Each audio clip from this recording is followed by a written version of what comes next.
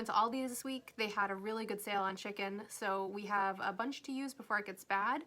What better way to use it than to make some really good homemade shelf-stable chicken broth. So if you want to see how I pressure can my chicken broth, let's check it out.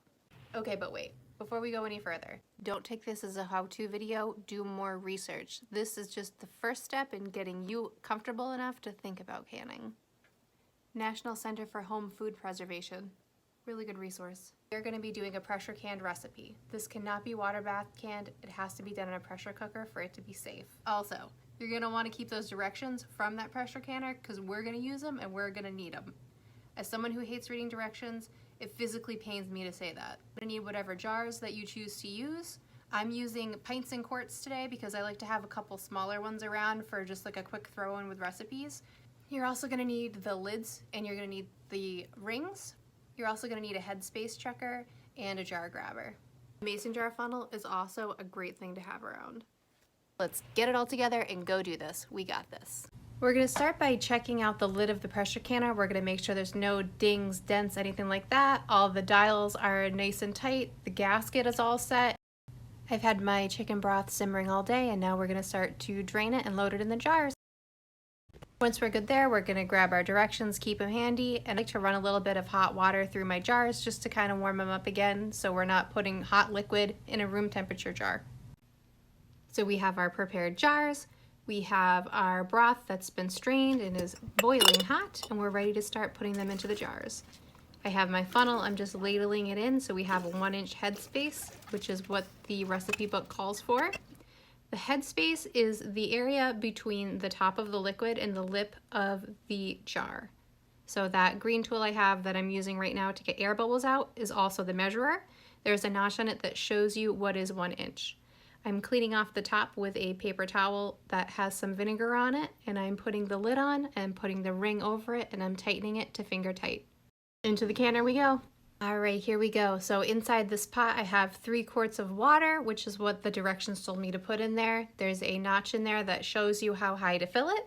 So that's all set. I am now loading it with all the cans and making sure that I have that bottom piece in there. That's important to keep on there as well. I'm putting the lid on. To get a really good lock on the lid, you look for the arrow there, and there's an arrow on the side of the handle.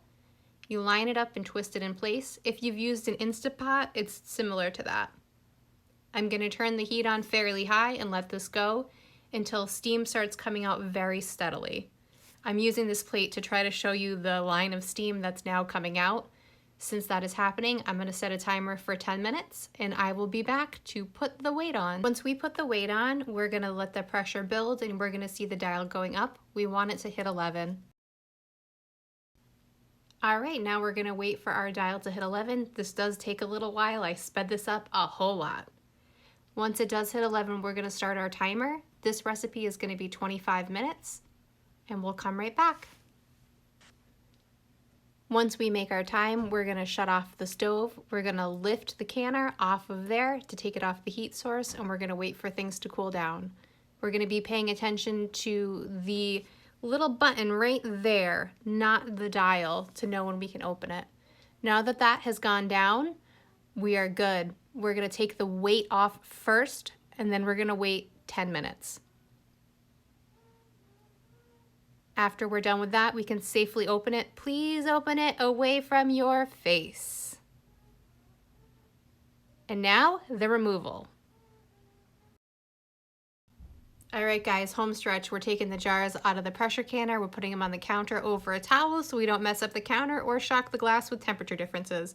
Now we listen to the most beautiful sounds in the world.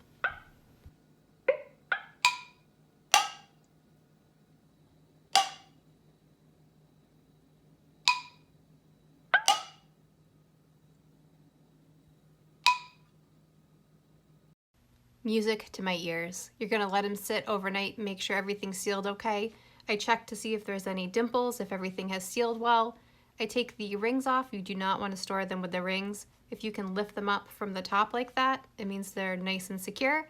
Everything took well. I'm wiping it down just in case a little bit of the broth siphoned out. Label it, which of course I didn't do, and also date it, which of course I didn't do yet, but we just made all of this chicken broth for $2. It's delicious, you know what's in it.